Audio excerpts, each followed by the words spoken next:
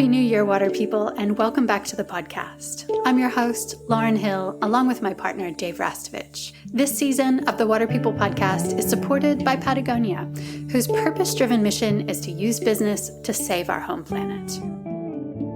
We wanted to kick off the year with some perspective, so we sat down to talk story with adventurer Rick Ridgeway about the arc of his life's work from stretching the possibilities of human physical capacity toward using adventure sports and expeditions for earth care and repair. Rick's earliest adventures were oceanic, sailing and surfing, but he's recognized now amongst the world's foremost mountaineers. In 1976, Rick joined the American Bicentennial Everest Expedition, and in 1978, he and 3 others made the first ascent of K2, the second highest peak on Earth. They were the first team to do it without oxygen. Rick made the first documented traverse of Borneo and the first crossing on foot of a corner of Tibet so remote no outsider had ever seen it before. These amongst many other adventures far off the beaten path. For 15 years, Rick was the Vice President of Environmental Affairs and then VP of Public Engagement at Patagonia. He is an accomplished filmmaker and the author of 7 books, most recently the memoir Life Lived Wild, which is packed with stories that made us want to start planning our next adventure. We hope you enjoy this chat with legendary conservationist Rick Ridgeway. We acknowledge the Bundjalung Nation, the first and ongoing custodians of the land and waters where we work and play, who have lived, worked, and cared for this sea country for tens of thousands of years. Respect and gratitude to all First Nations people who continue to practice the cultural, spiritual, and educational customs of their ancestors. We always begin these conversations in the same way, and that's by asking about a time or experience after which you were never the same. Do you have a particular story like that you'd be willing to share with us? In 1980, when I was on that climb with Yvonne Chouinard and one of my very best friends, Jonathan Wright, on an ascent of a remote peak in China in the first year that China opened to outside mountaineers. And for all of us, it was like a dream come true to get to go to this nearly unknown place that had been before then, only a dream that you would ever in your lifetime be able to see that part of the world on the eastern edge of the Tibetan plateau in a country that had been closed to outsiders for 50 years. The adventure, the travel just to see the place was reason alone for the trip, never mind the climb of this beautiful 25,000-foot peak. And things went well on the climb until one day coming down from our camp at 20,000 feet, 4 of us, including Yvonne Chouinard and Jonathan Wright, were caught in an avalanche that swept us down the side of the mountain. And all that time, which I estimated was at least 60 seconds, I thought I was dead. I didn't think there was any way I could get out of it alive because we were caught in this sea of cascading snow, and I was struggling and fighting to stay on top and not get sucked down inside. And it flew over a cliff, probably 50 or 100 meters high, and we were in this cascading snowfall, launched out into space, and I didn't think there was any way I could survive that. And then I did get sucked inside the snow, and I just remember these white blocks of ice around me that were punching me in the sides and the back. And I was just waiting for the final blow when I surfaced again, and I could see Yvonne right in front of me struggling and somebody else off to the side. And then it started to slow and stopped. And I was still alive, even though I was injured. And I soon realized that I was the least injured of all 4 of us. And then I had to struggle to help my colleagues, my buddies, and try to tend to them. And I soon realized that of the 4 of us, my close friend Jonathan was the most injured. And then I tried to keep him alive. I held him in my arms for a half hour. And then finally he died. Yvonne was delirious with a concussion and broken ribs and blood coming down his face. And he didn't even know what had happened. And I remember him standing over me and looking up and said, "Yvonne, Jonathan just died," because I don't think he knew. And even then he didn't understand. And the next day we buried Jonathan on the side of the mountain, and I went home. We all went home, and I went into this long reflection about whether I could keep going back to the mountains and keep climbing. I didn't know if I could. It took a long time to figure it out. But looking back now, all these years later, that I'm in my mid-70s, that was the most significant event of my life, because it required me to think deeply about what I had taken from my life in the mountains and in the ocean, in nature, and decide whether the risks of keeping that life going with the risks that it entailed was worth it. And eventually I decided it was.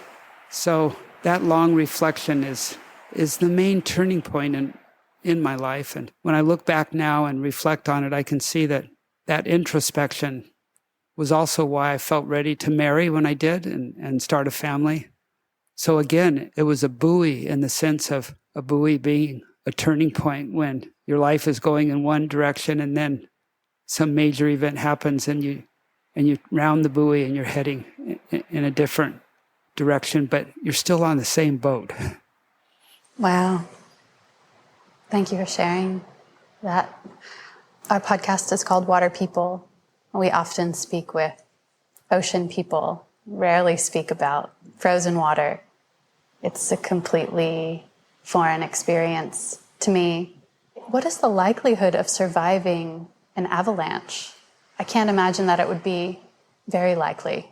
Well, there were 4 of us in that avalanche, and 3 of us survived. And I have had other friends in avalanches that have survived, and I've had friends that haven't. I don't know what the chances are in any particular avalanche. It's probably about half the time maybe that you come out of it successfully. If I had to pick a number, I've had a lot of friends that haven't made it through. But it's a treat for me to be speaking with you guys this morning on a podcast for water people, because, water has been a big part of my life, and not just frozen water, not just, ice and glaciers.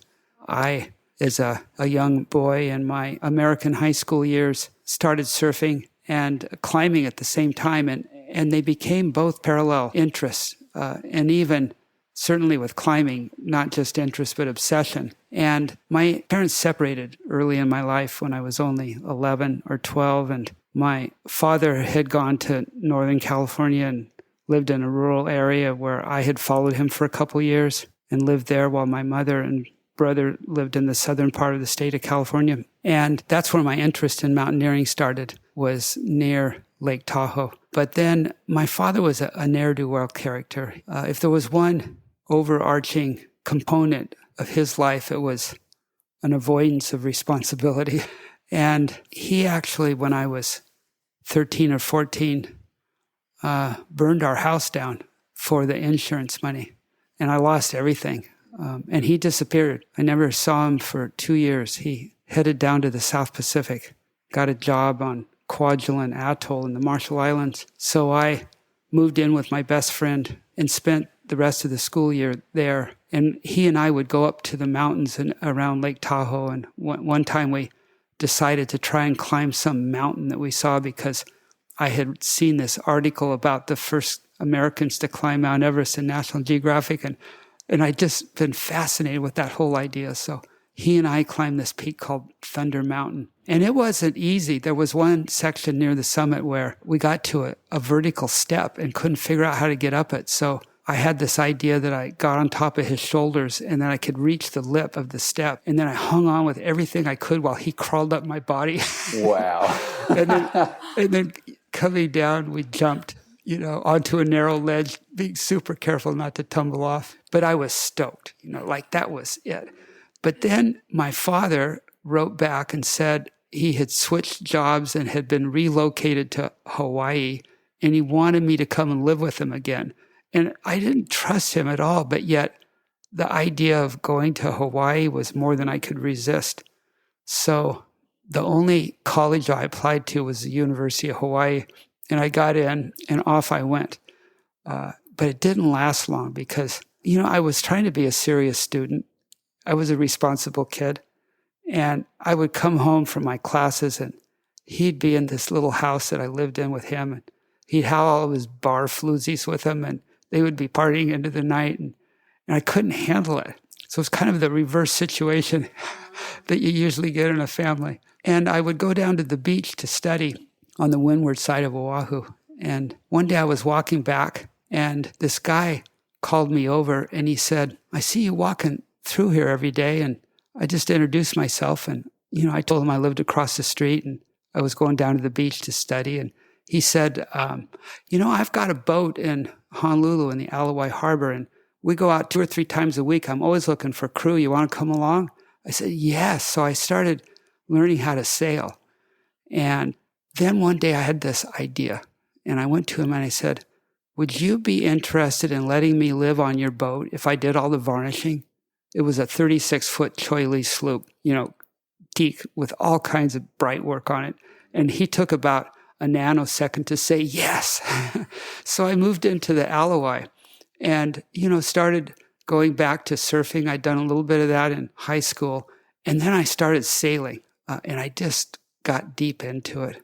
I was living on that boat and pedaling my bicycle up to the University of Hawaii campus when one day, as the summer break was approaching, I had this idea to go to the yacht club and post a sign that I was hoping to find a crew position, heading like to the South Seas maybe. So I wrote up a card and went down to the Hawaii Yacht Club and talked my way inside and went to post it on the bulletin board to discover it was full of cards just like mine. And I thought, but I put it up there anyway. And about 2 days later, there was this knock on the companionway of this sloop I lived on. And here was this guy saying he'd seen my card. And I welcomed him aboard. And he said he had a sloop, 36-foot sloop, and he needed another crew member. He said, how long have you been sailing? And I said, 4 months. And he goes, oh. And then I thought, but I go out 2 or 3 times a week. And he goes, oh, okay. And I could see it wasn't working out. But he was a polite guy. And I told him, I was from California and I'd only been in Hawaii for less than a year. And then for some reason I said, it was a real difficult decision to come here because I just got this passion for rock climbing and mountaineering, and I didn't know if I could give up the mountains and find a new direction in the ocean. And his eyes brightened and said, I'm a climber too. So we hit it off, and he invited me to join 5 other guys, he and 4 others. There were 6 of us all together on a 36-foot sloop. None of us knew how to sail that well, and off we went to Tahiti. And that was my first adventure. And it was a misadventure. My friend Yvonne Chouinard, the founder and owner of Patagonia, famously says that adventures only start when things start to go wrong. And we had things go wrong. We had been out to sea for 24 days when one day in the cockpit, I saw a fly land on the companionway. And at first I didn't think anything about it. And then I thought, guys, there's a fly. So we knew land had to be somewhere nearby. And soon we saw this island. We were so excited. And then we just were panicked because it wasn't Tahiti. And we sailed around it, but we couldn't figure out what it was. And there was no obvious path through the surrounding reef. But we could see people on the beach, like waving to us. We went around it twice. And we didn't know what to do. Like we were lost. I had been doing some of the navigating because my father had given me a sextant, as a going away present. And I had this book about how you navigate. And I'd been doing I regretted not paying more attention in my math classes because back then you had to take these sightings with your sextant and get the time signal from a big radio that we had on a stopwatch and then do these calculations to figure out and clearly I wasn't doing it right. And the guy that owned the boat didn't have a clue. But then one of the guys on the boat was what today we would call a geek. And he, as a kid, had been a ham radio hobbyist.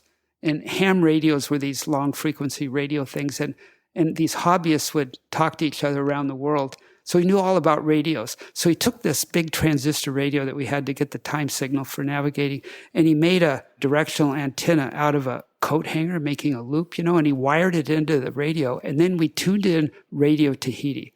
And here was this French guy, speaking in half Tahitian, half French. We could hear drum playing, and it was the radio broadcast from Papeete. So then he turned the radio, and he started moving it around until the signal got as strong as it could be. And then he held it very carefully, and then he pointed perpendicular to the orientation of the radio and said, "Tahiti's that way." And then he paused, and he turned 180 degrees, and he said, "Or it's that way."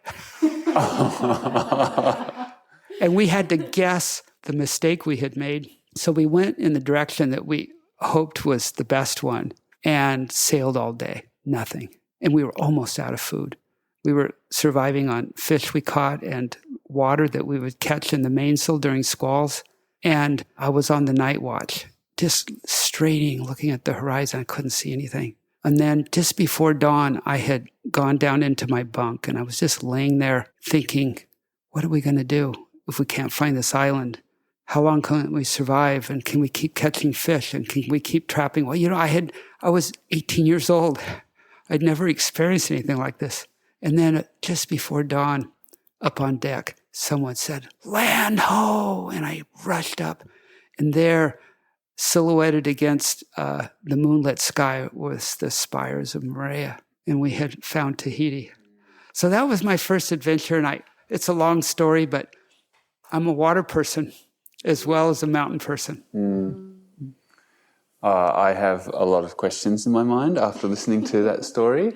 Rick, and I can't help but wonder about comfort zones and ideas of comfort zones. Do you feel that you were escaping American domestic life at that time in search of wild and unpredictable experiences like that as a bit of a response to domestic life at that time? Or do you feel like that urge to adventure is just innately in you, in all people, and it doesn't matter if we are coming from a domesticated space or not, you just have that urge? Well, thanks for that question, Dave, because it's, for me anyway, it's both. I told you how my father had burned the house down where we lived in Northern California near Lake Tahoe and had disappeared to the South Seas, and I had spent the rest of the school year living with my best friend's family. But then after that, I returned to Southern California where my mother and brother lived to finish my American high school years with her. And I had been gone about 3 years from the place I had grown up as a youth that was rural.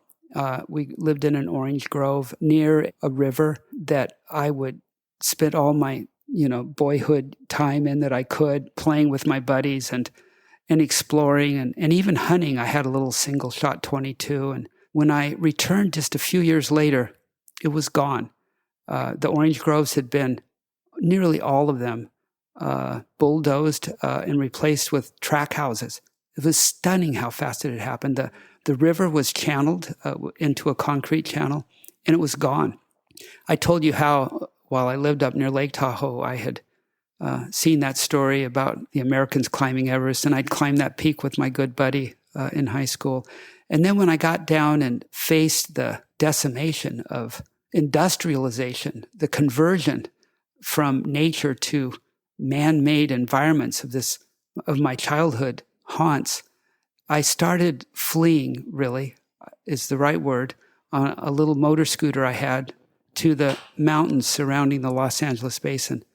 And I continued to pursue my interest in climbing and mountains. That's when I bought myself some crampons and ice axe, and I used to go up there and climb peaks by myself in the winter when they were iced and snowed over. But then looking back on it, I was doing that because I needed to get away from the destruction of my childhood haunts. And it was to find solace and solitude and some sort of internal relief from the sadness that I felt from seeing that happen. And sailing to the South Pacific on the first adventure I had was a continuation of that seeking of solace from those experiences of seeing my boyhood haunts bulldozed over. But then at the same time, it wasn't just an escape, but it was a magnetic attraction to it as well. I think if I would have had the chance to go on that sailing adventure, even without that boyhood experience, I still would have probably taken it because of the pull.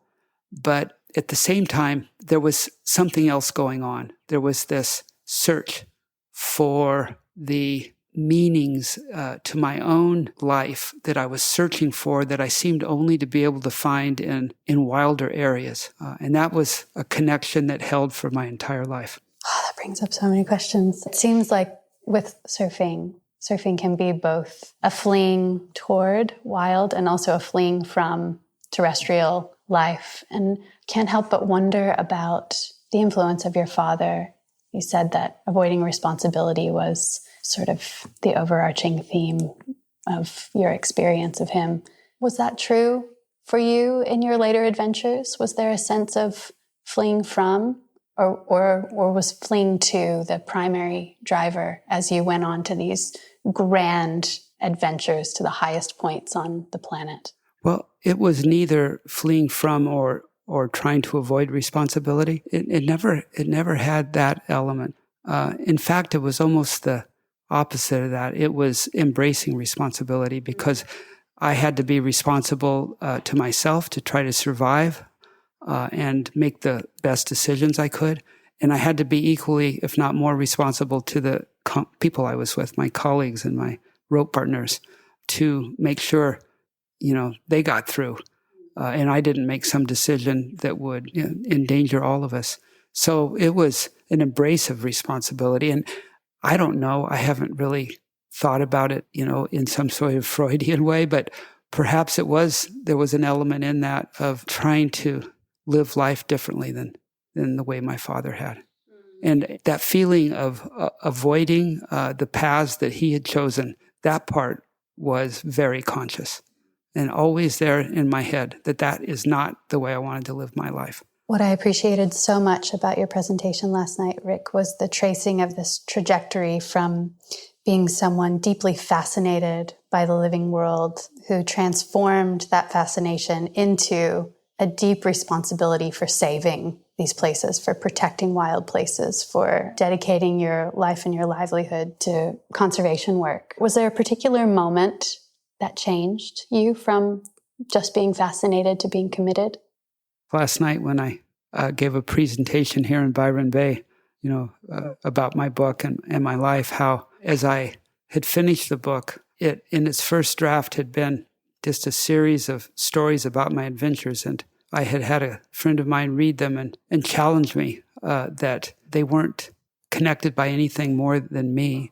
And with me is the only through line, that it was falling short of being what it could be as a memoir. I needed to see my life not just as the element connecting these otherwise disparate stories, but I had to think more deeply about my own life and where I had started and where I was now that I was in my mid-70s, and be more open and honest with a potential readership. And I accepted her challenge, and that challenge included trying to think through more clearly where I had started to where I had ended up. And after thinking about it for a while, I came back to her and I said, well, I think when I started in my teens and 20s, it was all about the adventures. It was about the sports, and certainly the people I was with and the places we were going. But over the course of my life, it shifted from being about the sports to being about saving the places where we did the sports. And that was the arc. And she liked that. She said, that's exactly what I'm talking about. And you should just, in your book, tell the stories that have something to do with that. So I rewrote the book. But then to answer your question about whether there was an epiphanous moment in that arc of conversion, it was a slow and gradual transition that in turn was an accumulation of learnings from the people I was with and experiences from seeing as carefully as I could the changes that were going on around me. It was bearing witness to ice melting one decade after another in front of my eyes, seeing geologic change that in the previous history of our planet had been so slow, seeing that actually happen in human time, geologic time and human time, when I got my head around that, it was profound. Seeing grasslands turn into deserts over the decades of visiting the same places, one decade to the next, forests clear cut. I've seen these things, and the friends I've been with have seen them. And as those changes that I witnessed accumulated, then so did my commitment to doing something about changing that. And then it wasn't just seeing those things, but it was around the campfires, talking to the friends I was with on adventures, especially Yvonne Chouinard and Doug Tompkins. Those guys were two of my most important mentors, and especially Doug Tompkins, the founder of the North Face, who sold that company and invested in a women's wear company that he called Esprit. And, those of listening to this will recognize that brand. Doug sold it to use the money to go to South America to buy ranches that were degraded and convert them into protected areas. But I mentioned Doug because of all of us on our trips, he was the one who could see furthest over the horizon, who could see the trends, who first really picked up on what was happening to the wild part of our planet by we human beings.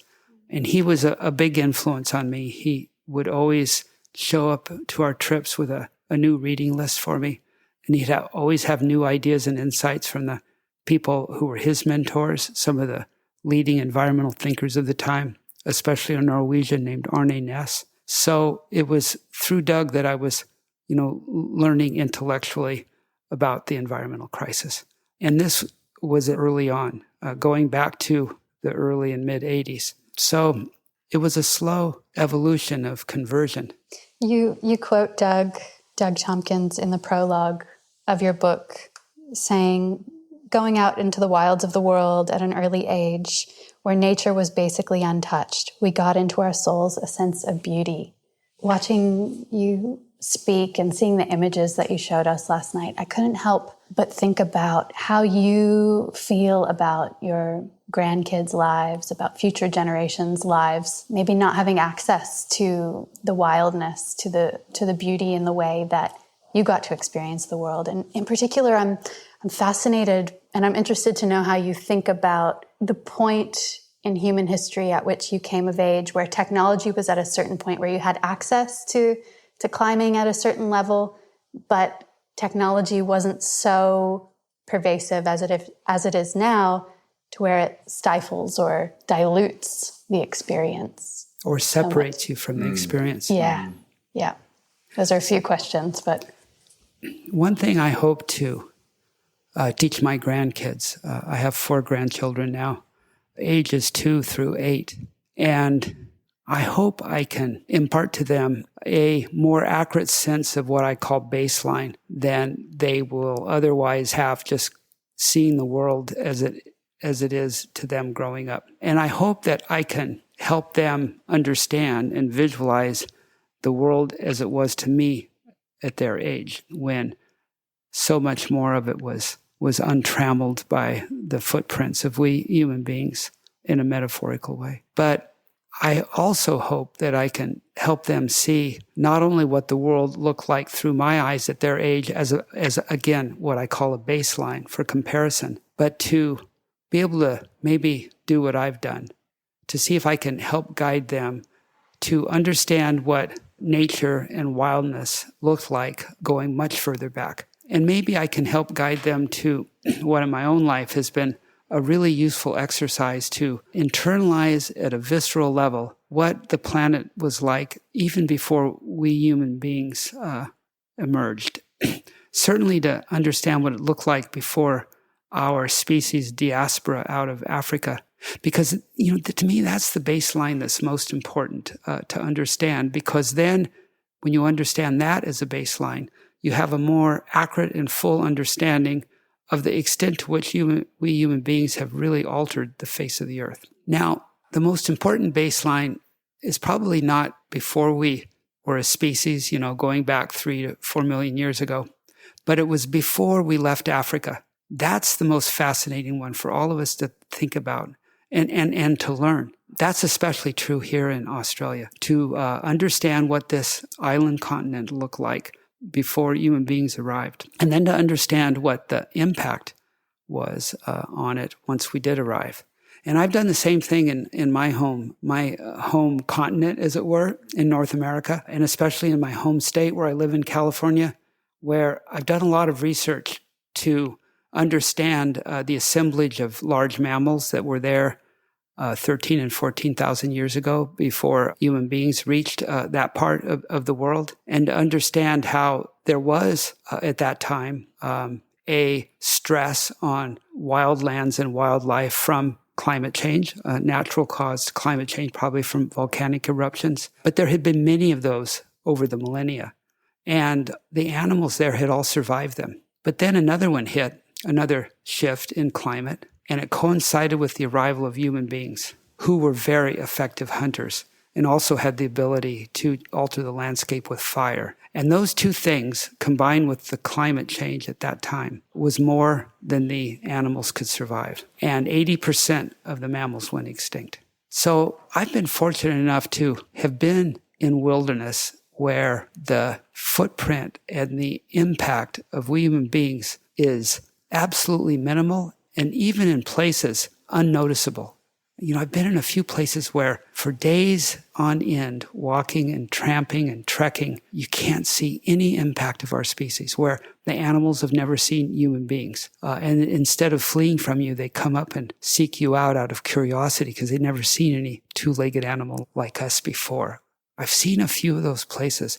And knowing what they look and feel like, I've been able to use that to understand what it looked and felt like in my area of North America before human beings got there. That's my baseline. That's the one that I use to measure and see the change of the landscape that we've created. So when I take off from the Los Angeles airport and that plane lifts up over the basin, I very often look out the window and the sweep of buildings and houses, the channelized Los Angeles River, in my imagination, it starts to morph and disappear.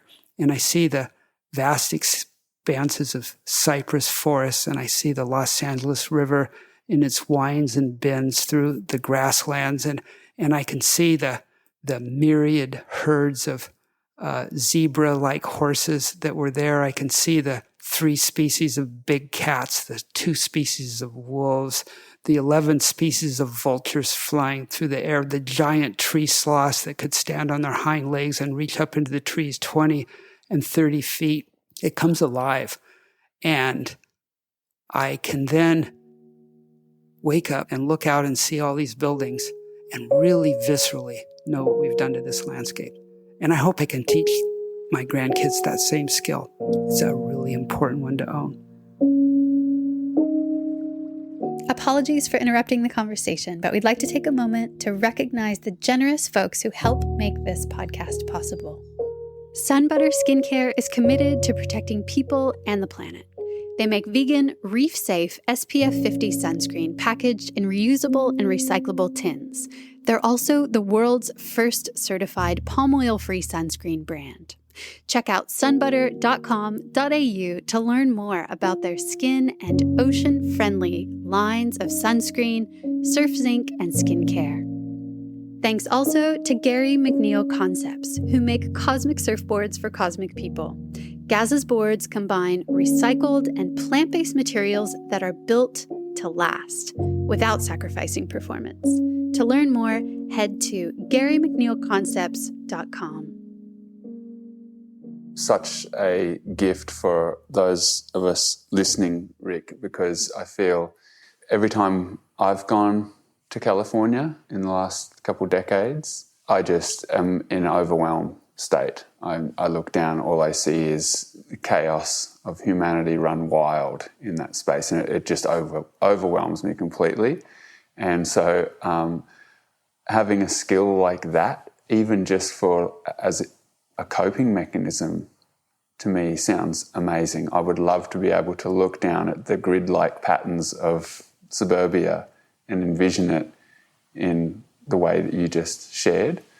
And I feel like a lot of us who come from this part of the world, the lower hemisphere, when we go north and we speak with anyone who I guess is really paying attention, I feel like we have so much to learn from you all, that you're further along the track in terms of the industrialization of places and peoples, and you can, I guess, tell us about some of the pitfalls and some of the signs to look for in order to hopefully avoid situations like what we see with LA and the straightening of every watercourse, and I guess the suburbia run rampant.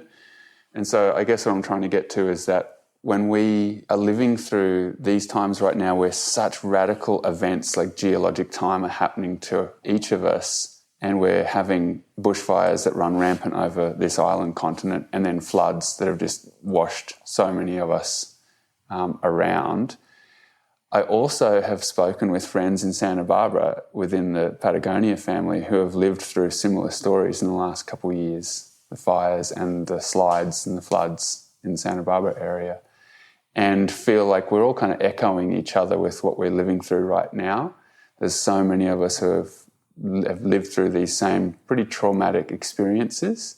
Do you feel in your arc of your life that right now there is a ramping up of these experiences even more so than a decade or two ago? Do you feel like with a longer perspective, being in your 70s now, that you can share with us where it is feeling a little that way, like a peak is forming of some sort? Yeah, this is my fourth trip to your country over the last 15 years, close to 20 now. And I can see a shift in the civil society of Australia around the issue of climate change, where more people are getting concerned about it enough that they're realizing that even as individuals, they've got to do something. And so there is a shift going on here, as there is in just about every developed country in the world. And that's the good news. We all have to hope that there's enough people that open their eyes to see and understand what's going on to do something about it. Now, I'm also optimistic that we humans can figure this out. I volunteer for an organization based in the United States called One Earth that has raised money to fund scientists to research actions that could meet the Paris Accords of keeping global warming to 1.5 degrees Celsius or lower using only existing technology. And that includes several scientists here in Australia, especially at the University of Melbourne. And those scientists, globally over 100 of them, have funded by us, been doing this work for over 7 or 8 years. And now most of that science has come in.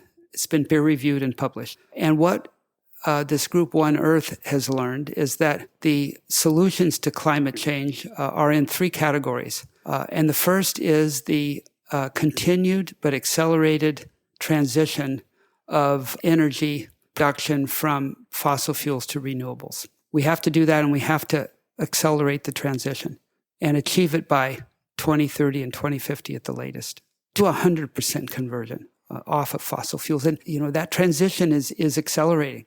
And we're still within the acceleration, the graph of acceleration to keep the planet at 1.5.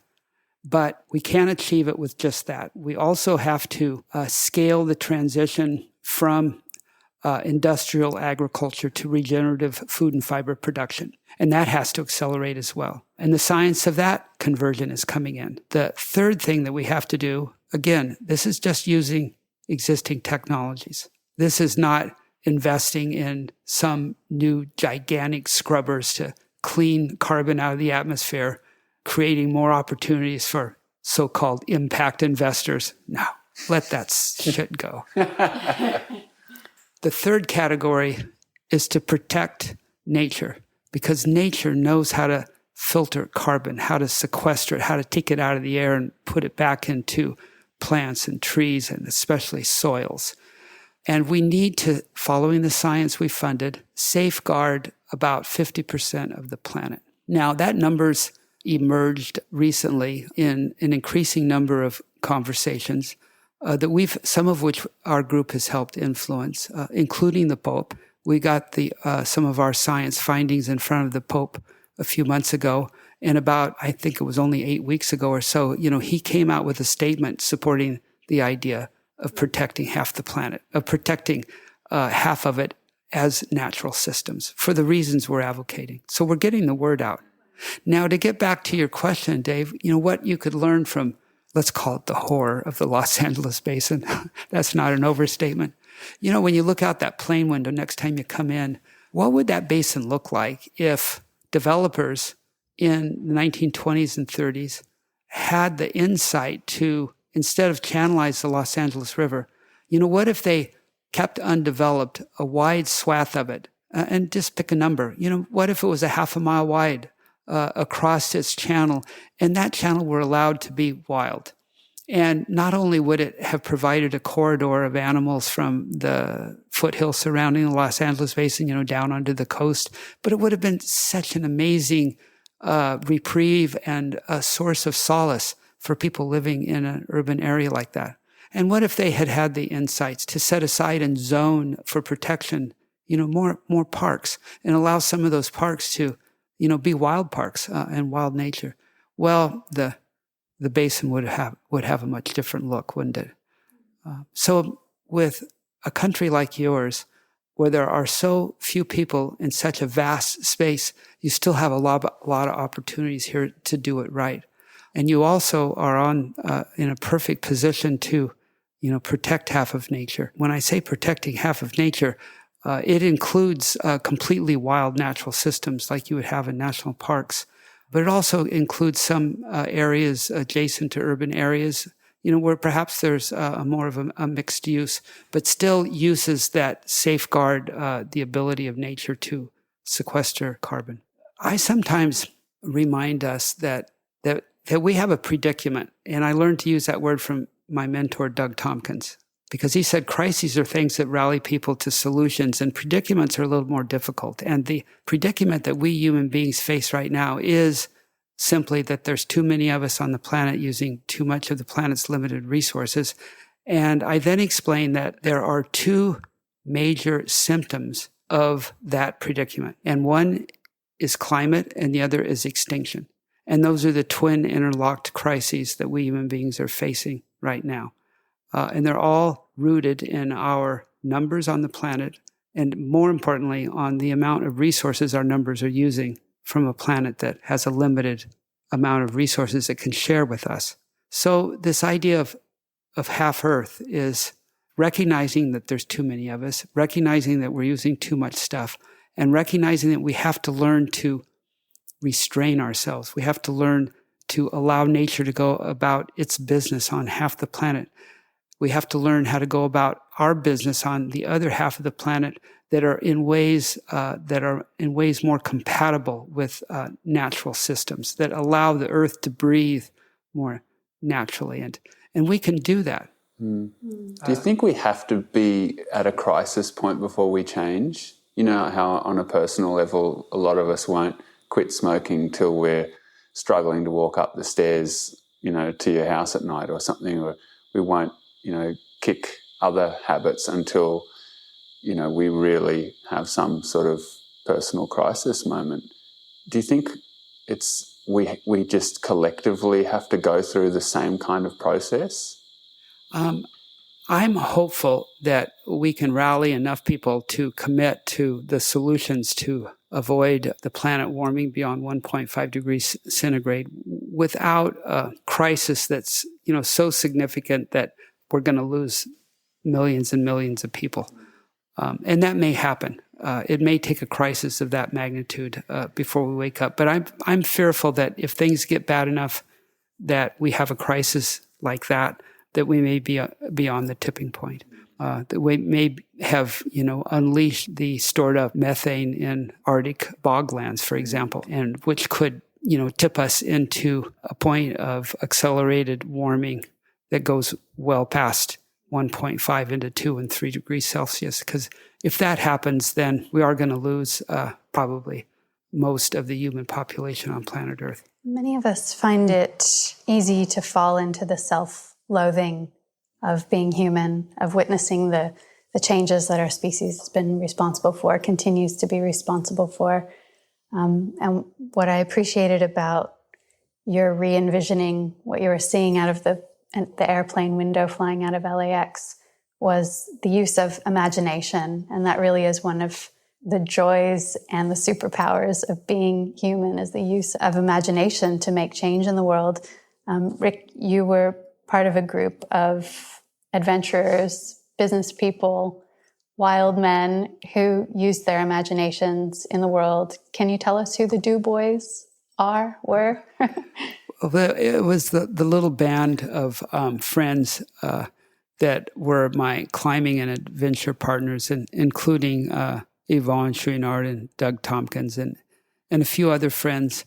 And we would, one or the other, come up with an idea for an adventure someplace on the planet, and a few would sign up, and off we would go. And a year or two later, some others of our posse would have another idea, and we would organize that. And, the group might shift and change a little bit, and off we would go. But it was still the same posse. And Doug, who at the time owned Esprit, the women's wear company, had offices around the world, including one in Tokyo, and a design studio that he visited frequently. And he was there one time when he picked up a comic book about a band of guys that went around having adventures, and it was called the Do Boys, in that Japanese fashion of having a contorted English name for something. And he thought, that's us. So he's the one that came up with that moniker, and it held. Although now I don't use it too often because of the U.S. politics in the group in America called the Proud Boys. And just the name doesn't have the resonance anymore, the political neutrality and the sense of fun and mischievousness that it did. Yeah. So. I think about that, Rick, with so many of the adventures you've had, and I think about the play in it, but also the meaningful play in your stories, in your great book, and the line where you are having obviously a great time with close friends, though it's also personally very meaningful and also tied into a planetary sort of scope as well, and preservation of species and whatnot. Did you all sit around the campfire after a big day of exertion with a big bottle of wine or something, or I don't know, a couple of spliffs or something, sit around and just throw out ideas all night? Was it that kind of banter with you, with the group, where you just say anything, throw it out there, spitball ideas with each other, see what hung or what just fell away? What was the dynamic here when you were exhausted physically but still lit up in your mind and your imagination as a group? Well, sometimes we would perhaps be too tired. It would be an early night with probably an early call in the morning again. But then, yes, often it would be, around the fire. And I've come through an age when we were generally in places where you're still allowed to have fires because there's no one around. There were no rules to break. But yeah, I can think of a lot of nights when we would be spitballing ideas. And some of those things I've shared in my book, this memoir I wrote recently, Life Lived Wild. And some of those conversations very much included the things we've been discussing here on the podcast, including the discussions we've had about baselines and how important those are. I can remember conversations about that. Many conversations about humans' tendency to disfigure their own nest, as it were. Like, where does that come from? And that's a politically very charged conversation to have these days around whether indigenous peoples, naturally have this innate commitment to protecting their nest more than industrialized civilization does. And the answer is absolutely yes. But the answer is also very nuanced. And I know that, and that's where the political minefield comes in. Because indigenous peoples by nature don't necessarily, have a DNA-driven commitment to protecting the nest. It doesn't always happen. And my own observations in my 70-some years of going out into the wilds now is that you got to keep your eyes open to seeing things as they are. Once Doug Tompkins and I were up in the high Arctic on a kayaking trip, and we had a Inuit with us who was there to safeguard us from polar bears. He was assigned to us by the Canadian government, and he was there with his son as well. And we really enjoyed the comradeship of them, especially the boy. It was terrific to have him along on our trip, which was meant to study beluga whales. And one night around the fire, which wasn't really a fire, it was our little camp stove because there was no firewood in the high Arctic, we got in the conversation about the Inuits' complaint that we Westerners, the extended Canadian government that he included us in, even though we were Americans, that we were, inhibiting his and his friends' ability to hunt as they wished. And then we got into this conversation and said, well, if you hunted all the belugas out until there was just 2 left, a female and a male beluga, would you still kill one of them? And he said, yes. And we said, why? Because it's my right to do it. And you don't have that right to take away that right. So I thought deeply about that. And I've had similar experiences in other places in the world. And those experiences with other people's, especially in Africa, where I've kind of gone deep into meditating on a Homo sapiens relationship with wild animals and how that relationship evolved over millions of years. And then what happened during that diaspora out of Africa that I mentioned earlier. And, what's happened here in Australia when so much of the marsupial megafauna went extinct when human beings first arrived? What happened in New Zealand when the Maoris first got there and 13 species of moas disappeared? What happened when human beings arrived in North America and 80% of the megafaunal species went extinct within a 300 and 400 year period of our arrival? That was not coincidence. In thinking about this as objectively as I could, with my eyes as wide open as I can keep them to see things as they are, I've come to the conclusion that we have the same basic imperatives as wild animals do, that we have an imperative to eat, to not be eaten, and to procreate. And that we have carried forward from our origins in Africa those imperatives. But we also have a 4th one that is perhaps to our species unique among species. And that's our imperative to have meaning in our lives, to know where we've come from and where we're going, to have a sense of our place in the circle of life. And as different cultures and societies have thought through that imperative, the indigenous ones have most often come to the conclusion that we have to learn how to live in harmony with our fellow creatures. But even indigenous societies still have to recognize the other imperatives that we've carried forward as animals ourselves. And therein lies the risk and danger, because in our Western cultures, we seem to have forgotten those things wholeheartedly, where we've come under this illusion that we have this God-given power to, as gods ourselves, manage nature and shape nature to our needs. So we have to use that 4th imperative to overcome the first 3. Regardless of what society we're in, we need to recognize that as predators ourselves, we're like the lion that gets into the sheep pen and kills all the sheep, even though it can only eat one. And it does it just because it can. And we have that same capacity. And we have to be very, very mindful of that. On the topic of meaning making, Rick, one of the parts that I loved about your book was your writings about your partnership, your marriage.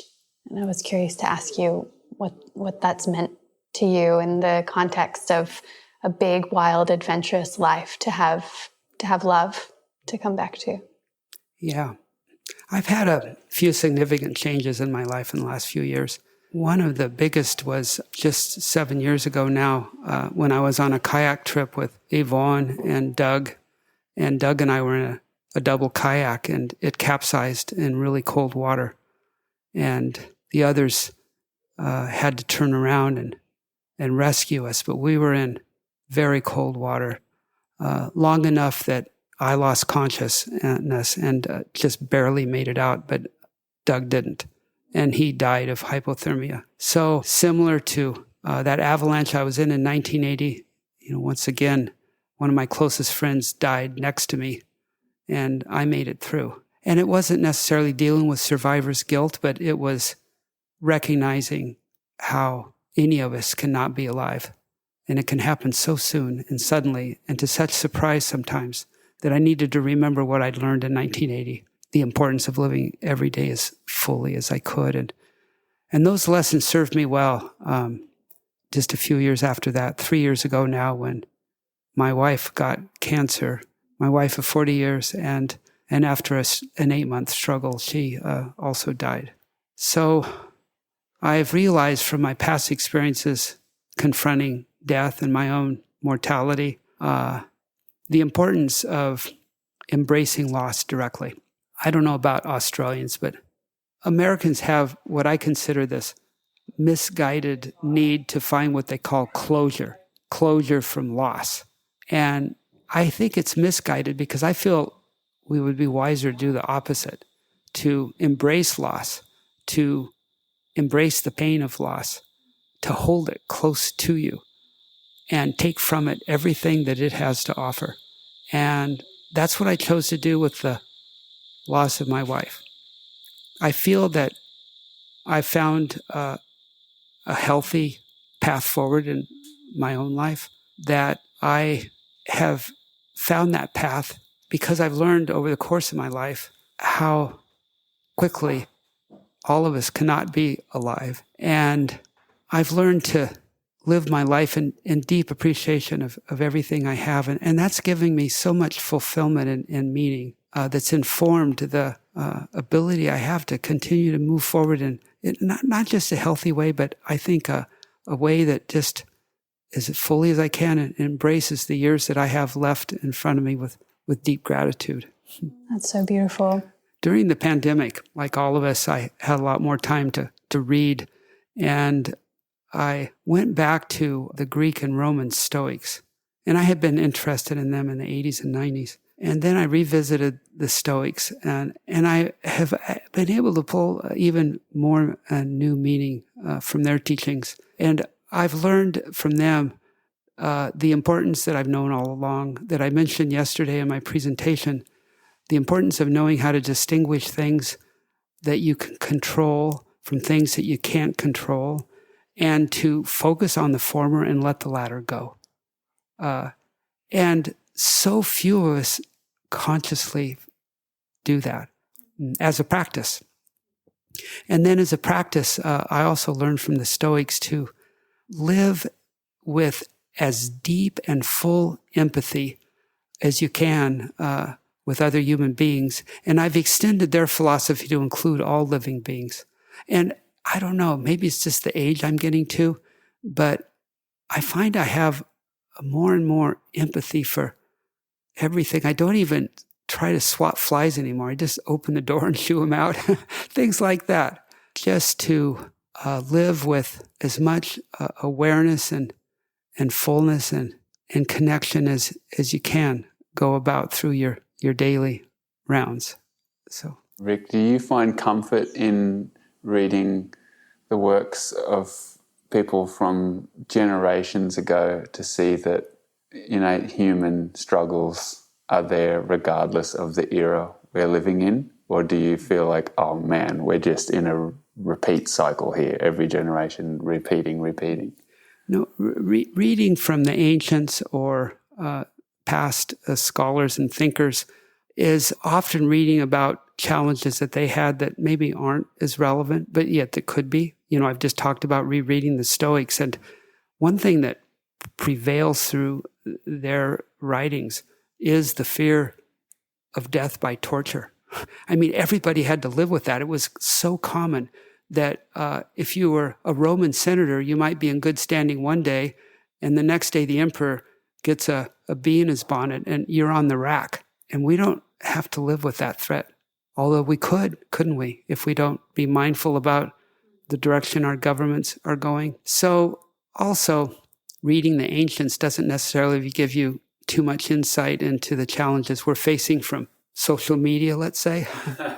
But you know what does always resonate through the ages is the theme and the philosophy and the need for love. And the writings from 2,000 and 3,000 years ago about love are just as relevant to us today as they were to our predecessors so many generations ago.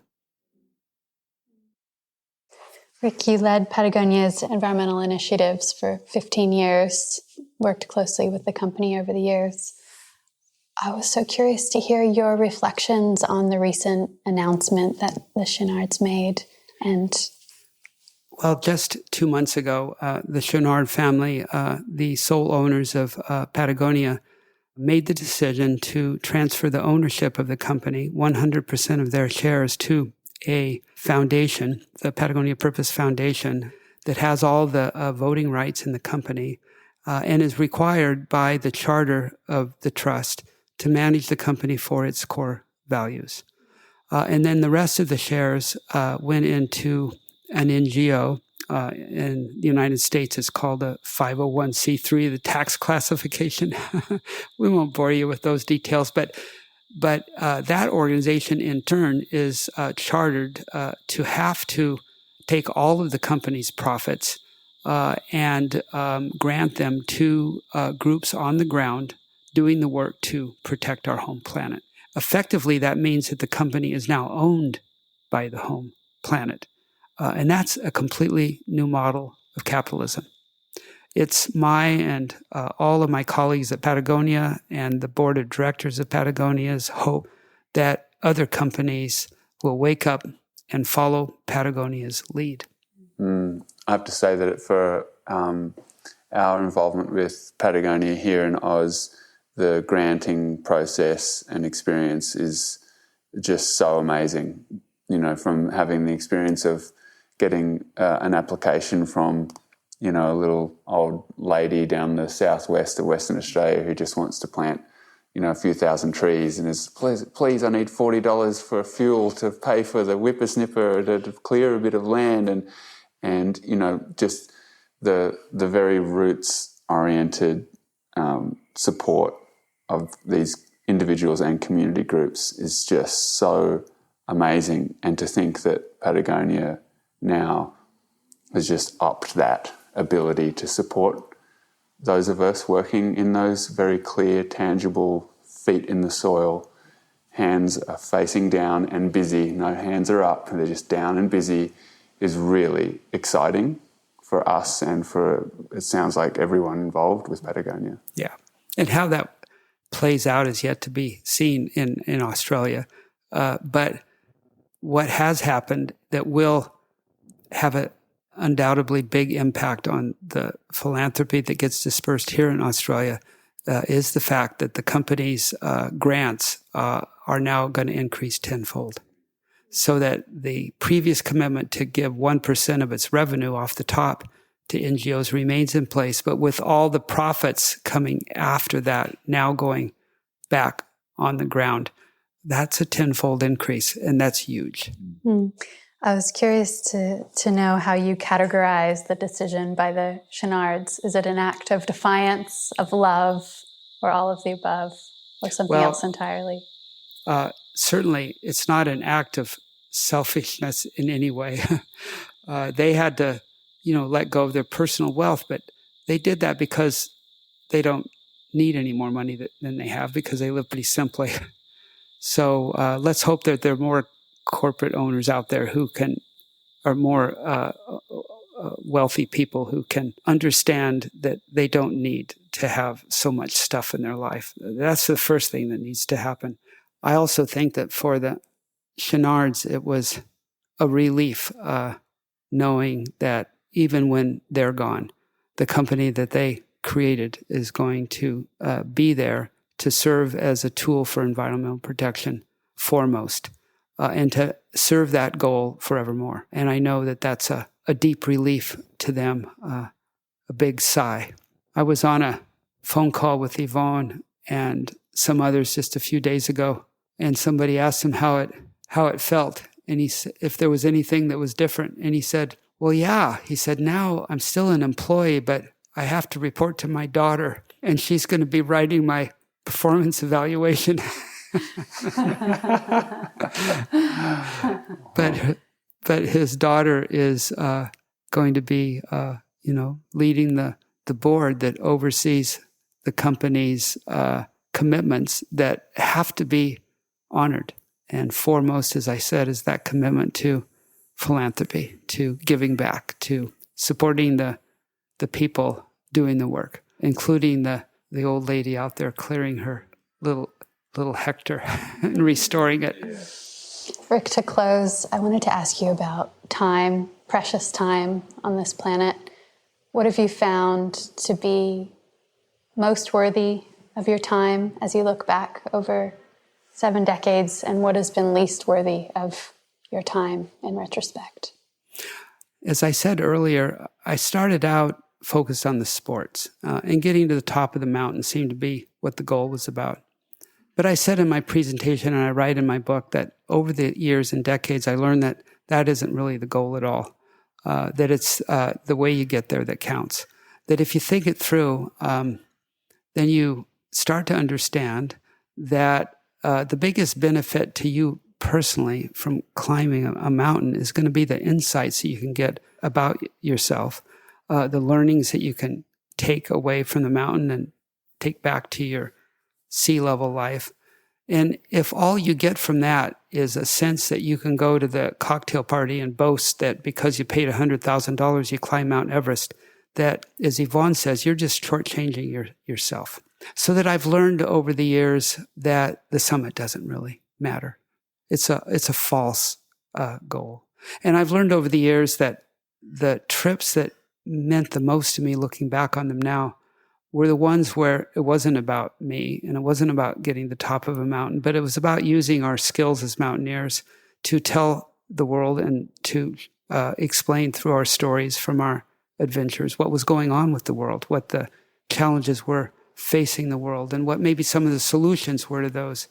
And those were the trips I made in the latter part of my life as an adventurer, and those are the ones looking back on it now that mean the most. And with whatever years I have left in my life looking forward, I hope just to focus them on doing whatever I can and using whatever tools are in my box to save what's left of our wild and wonderful world.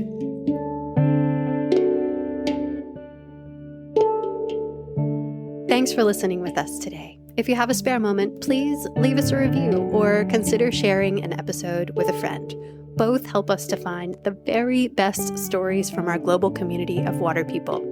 This episode was edited by Ben Alexander. The podcast soundtrack was composed by Shannon Soul Carroll, with additional tunes improvised by Ben Alexander. We'll be continuing today's conversation on Instagram, where we're at Water People Podcasts.